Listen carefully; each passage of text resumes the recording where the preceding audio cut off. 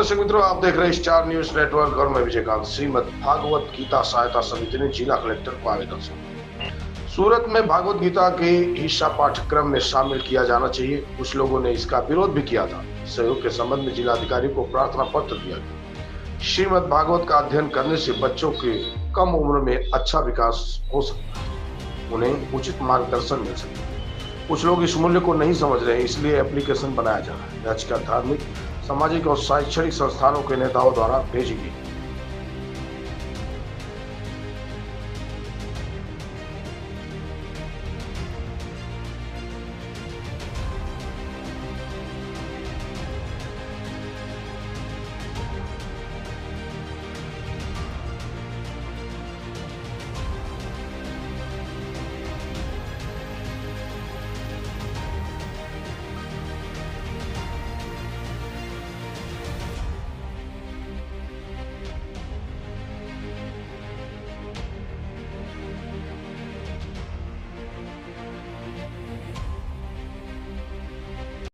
દીપકભાઈ કેમ આવવાનું?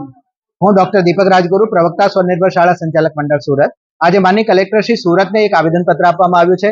ગુજરાત રાજ્ય સરકાર દ્વારા ચાલુ શૈક્ષણિક વર્ષ 2024-25માં અજમાયશી ધોરણે શ્રીમદ ભગવદ્ ગીતાના આધારે બાળકોમાં કર્મનિષ્ઠા, સત્યનિષ્ઠા, જ્ઞાનનિષ્ઠા વધે અને ચરિત્ર નિર્માણ થાય તેવા ભાવથી એક પાઠ્યપુસ્તક મૂક્યું છે. પરંતુ ઘણા ના સમજી લોકોએ તેનો વિરોધ કરવાનું શરૂ કર્યું છે. તો ગીતા ભણાવવી જોઈએ કે નહીં તેના સમર્થનમાં વિવિધ સંગઠનો, શૈક્ષણિક સંસ્થાઓ, સામાજિક સંસ્થાઓ, ધાર્મિક સંગઠનો તેમજ વિવિધ લોકોએ, કોર્પોરેટ ક્ષેત્રના લોકોએ પણ આનું સમર્થન કરતા પત્ર આપ્યો છે.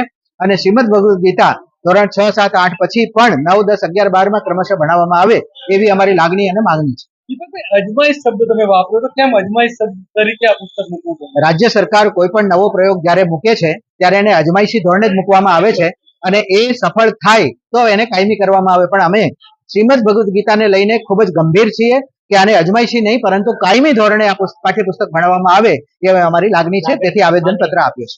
ઓકે, આભાર. आगे की जानकारी के लिए बने रहे देखते रहे स्टार न्यूज नेटवर्क। जय हिंद, जय भारत।